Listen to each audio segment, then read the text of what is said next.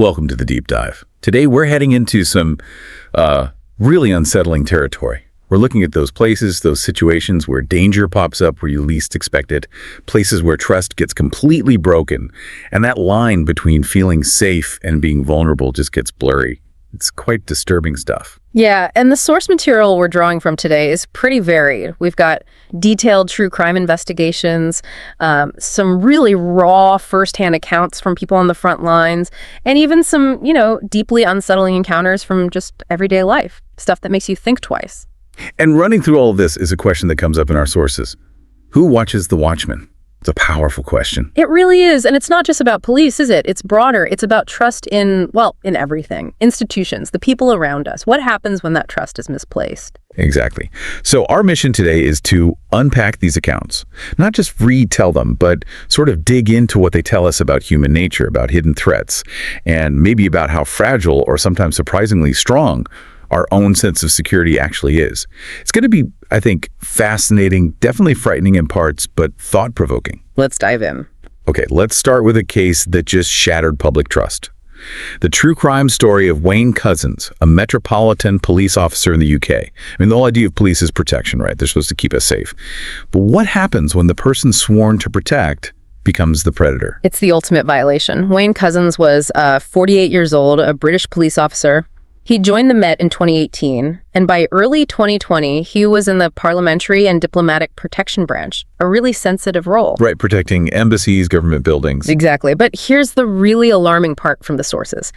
He apparently hadn't gone through the enhanced vetting required for that kind of role, and he hadn't even completed his standard 2-year probation period before joining that elite unit. Wait, really? Enhanced vetting? That's like deep background checks, finances, psychological stuff, right? For that job. Supposedly, yes. Much more thorough than standard recruitment. So the fact that was missed, is that incompetence?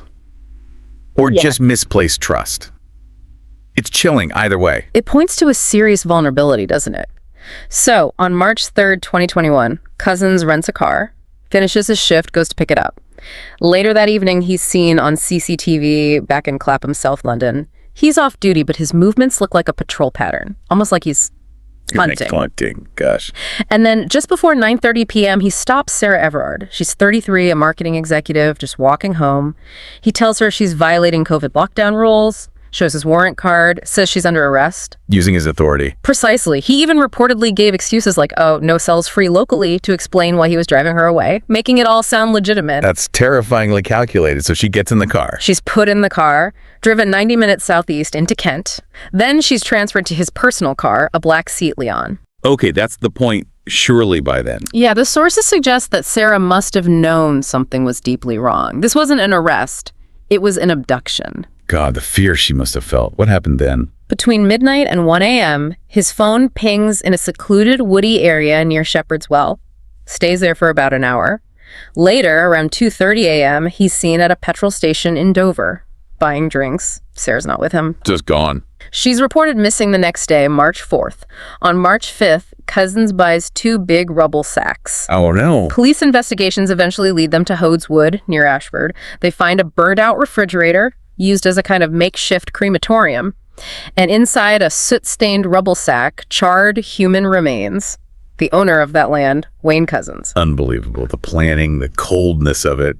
Did his colleagues suspect anything? They did notice his behavior was very, very strangely, as the source puts it. He suddenly asked for time off, citing stress, was apparently reluctant to talk to the homicide detectives. Trying to cover his tracks. But the evidence was mounting. Forensic work confirmed the remains were Sarah's, using dental records. So they arrest him. Arrested on March 9th. He immediately tried wiping his phone, initially denied everything, even knowing her, said she wore a mask.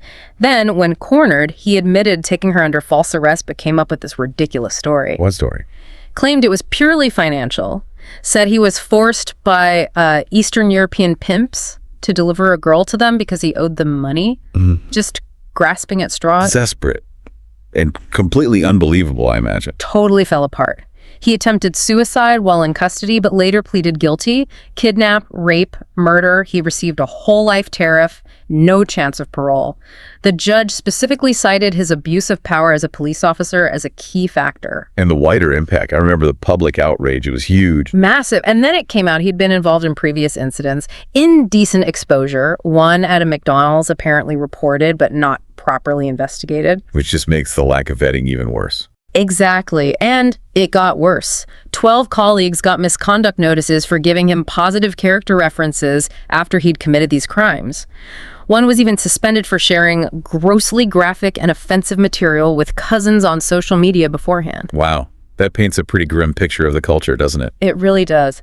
And the official advice from the Met Police afterwards, it was shocking. What did they say? They basically told the public, especially women, that if they doubted an officer, they should try shouting, running into a house, waving down a bus, or calling 999 if possible. So, run away from the police. It showed a complete breakdown of trust, a staggering lack of actual ideas on how to make women safer, just shifting the responsibility onto potential victims. The whole case exposed this terrifying vulnerability. From that kind of systemic failure, let's shift focus a bit. Let's talk about the people who see the absolute worst of things every single day. The first responders. Right. Paramedics, EMTs, firefighters, police officers, their experiences give us this incredibly raw look at human fragility, at the kind of horror that can just happen. Yeah, the source material here includes some really harrowing accounts. They're tough to read, honestly. One paramedic talks about a call late at night. Pregnant woman, bleeding. They discover she's miscarried. The fetus was, quote, at least 28 weeks in, the single most heartbreaking and terrifying thing I'd ever seen. Oh, God. And the mother just quietly asks, can I have my baby? Devastating. Just unimaginable grief. They walk right into these moments. They do, and sometimes it's sheer awful chance. Another story involved 2 teenage girls trapped in a car. They'd hit a live power line. Oh, no. They were conscious, but rescuers couldn't get near them until the power was cut. They died, essentially right in front of the responders who were trying to keep them calm. Helpless. That's awful. And the physical trauma they witness. There's an account of a motorcycle accident where the biker was graphically described as being unzipped from his ankle to his armpit like a onesie by catching on something. The imagery is just visceral. You can't unhear that. Yeah. No. And another one, maybe even more disturbing because of the cause. An 18-wheeler versus a car. Head-on collision. What happened? The mother in the car was texting. Her husband was trying to grab the phone. They crashed. Oh, no. The aftermath description is brutal. The toddler described like roadkill. The mother in pieces, the grandmother in the backseat, internally decapitated. Internally decapitated. What does that even mean? Spinal column separated from the skull internally, just catastrophic injuries. Only the teenage daughter survived. She confirmed her mom was texting. That's a level of preventable tragedy that's hard to process. And the responders see that. They carry that. They do. And it's not always sudden trauma. Sometimes it's slow decay. A UK paramedic talks about a call to a morbidly obese woman, maybe 45, 50 stone, who hadn't left her bed in months. Her body fat had literally grown around the mattress springs. She had these horrific bed sores, fatally infected. The smell was, quote, abominable. Oh, my goodness. They couldn't move her, even the fire service. She died of septicemia, just a picture of complete neglect and decay. That's a different kind of horror. So isolated. And another one, equally grim. A disabled woman in an electric wheelchair watched her husband burn to death. He was a heavy drinker, passed out smoking in a woolly jumper. She couldn't get to him effectively, just tried throwing small cups of water. The apartment smelled like pork crackling. Gosh. The sheer helplessness in some of these situations. Yeah. Then there's a police officer's story. A rolled Jeep, father's head pulverized, his 6-year-old son, unbuckled, survived. In the ambulance, the little boy kept asking if his dad was okay, completely unaware. Oh, that's heartbreaking. And a volunteer firefighter describing the smell of a decomposed dog, locked in a room with a lit Yankee candle, called it hot death, said it was the most disgusting smell imaginable. Wow. And finally, one that led the rescuer to quit. A lifeguard EMT at a multi-car crash. A 7-year-old boy, during the extraction from the wreck, was somehow sliced in half by cable tension. Oh, God. Died right there in the rescuer's arms. You can understand why someone would walk away after that. Yeah. The cumulative toll must be immense. Absolutely. It's a side of life most of us are shielded from. Okay, let's shift again from physical dangers to the digital underbelly. Craigslist. Right. A platform built for connection and buying, selling, finding jobs. But it can also be, as the sources show, a hunting ground. The Craigslist killer, Philip Markoff. That case was huge. Yeah, unsettling because he seemed so normal. Pre-med student, Boston University, engaged to be married. But leading this secret life, April 2009, he targets women offering services on Craigslist, robs one escort, Tricia LaFleur, at gunpoint, ties her up. Right. 4 days later, he murders Jaleesa Brisman, a model, found with a single gunshot wound, apparently fought back hard. She fought back. Then 2 days after that, he tries to rob another woman, Cynthia Melton, an exotic dancer. Same method. But her husband showed up unexpectedly, saved her. So he was escalating quickly. How did they catch him? Traced through things like security footage, an email account, a disposable phone purchase. Caught him pretty quickly, actually. He was arrogant about it. Reports suggest yes. Even wearing shoes possibly spattered with Brisman's blood when arrested. In jail, multiple suicide attempts. Wrote his ex-fiance's name in blood on the wall before he eventually succeeded in killing himself in 2010. Just a chilling disconnect between the surface and the reality underneath. Exactly. And it wasn't just about targeting escorts. There's the case of Richard Beasley, the job ad killer. Job ad? How did that work? This was during a recession. People were vulnerable, looking for work. Beasley posted ads for a caretaker on an Ohio farm. Sounded good. $300 a week, free place to stay. David Pauly, 51, divorced, needing work, applied. Thought he'd found a lifeline. But Beasley wasn't really offering a job. Not at all. Beasley was a convicted felon, described as looking like an evil version of Santa Claus. He lured these men, often older, vulnerable with the job offer. His real goal: steal their identities, maybe their possessions, and then kill them. Kill them? How many? At least 3 known victims. Ralph Geiger was shot in the back of the head. David Pauly, the guy who thought he had a job, was lured out to the property.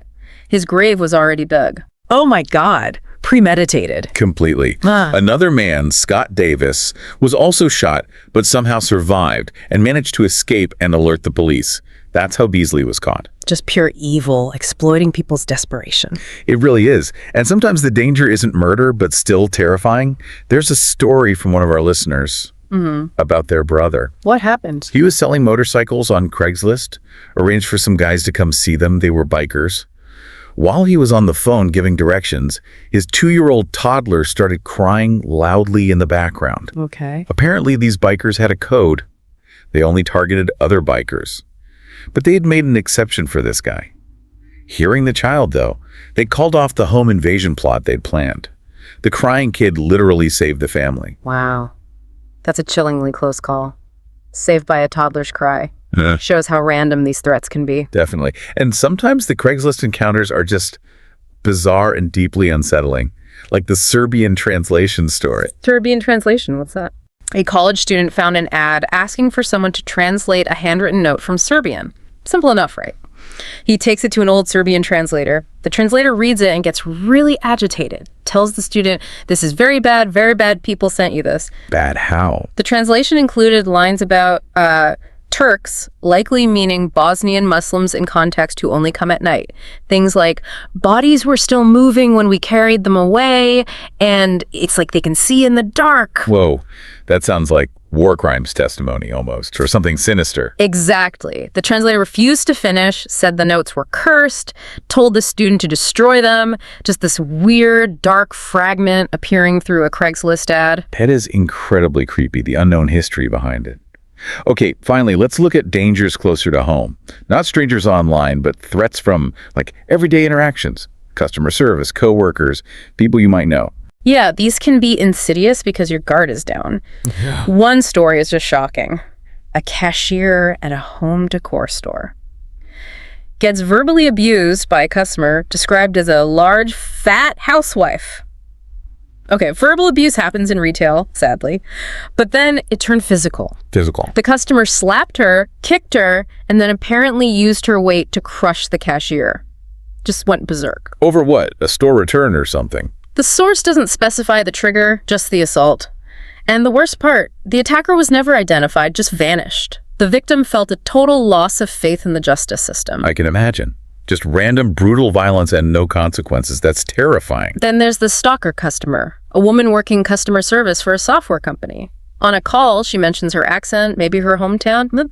benign stuff. Things you might say in casual conversation. Right. Next thing she knows, this customer shows up at her parents' house, 700 miles away. He'd somehow found her last name. She insists she never gave it and tracked them down. How is that even possible? That's deeply scary. It escalated. Phone calls, seeing him lurking outside her place, all from one customer service call. The violation of safety is immense. It really makes you think about how much personal information leaks out, even tiny details. Definitely. And sometimes the threat comes from people you know and trust, or thought you did. There's the betrayal by a friend coworker story. What happened there? 2 coworkers, the narrator and a woman named Beth, both went for the same promotion. The narrator got it. Beth got vengeful. Okay, workplace jealousy. Happens. But it got worse. The narrator started dating a guy, Mike. Turns out, Beth had briefly dated Mike before. This seemed to push Beth over the edge. Oh boy. Beth faked a suicide threat to lure Mike over to her place. When he got there and refused her demands to break up with the narrator, Beth attacked him with a steak knife. With a knife, seriously. He was injured but survived. Beth ended up getting sentenced to 12 years in prison. Just shows how jealousy and resentment can curdle into something incredibly dangerous. That's extreme. From colleagues to attempted murder. And the last one is quite recent, the vengeful retail worker. Yeah, this one feels very current. A customer returned a high chair that had been recalled, safety issue.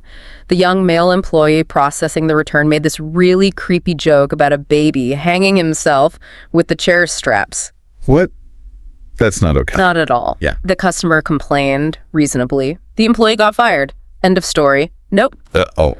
Later, the customer is shopping in the same store and sees the fired employee there, just pushing her son in a shopping cart. He came back to the store and approached her child. Then, sometime later, she's at a different store she often goes to, and there he is again, smirking at her, making threats. That's stalking. Yeah. That's terrifying. Did she call the police? She did, but the police apparently told her there were no grounds for a restraining order. Are you kidding me? After threats and following her? That's what the source says. It highlights that feeling of helplessness again. Small incidents escalating, and the system's meant to protect you. Sometimes they just don't seem equipped to handle it, or don't see the danger until it's too late. Okay, let's try and unpack some of this. We've covered a lot of ground. Yeah. From, high-level betrayals of trust, like the Wayne Couzens case, down to these really personal, frightening encounters. Yeah, it's a huge range, isn't it? But if we try to connect it, I think what stands out is how darkness or danger can manifest in so many different ways. It can be the authority figure who abuses power. It can be a random violent act. It can be someone hiding behind the anonymity of the internet.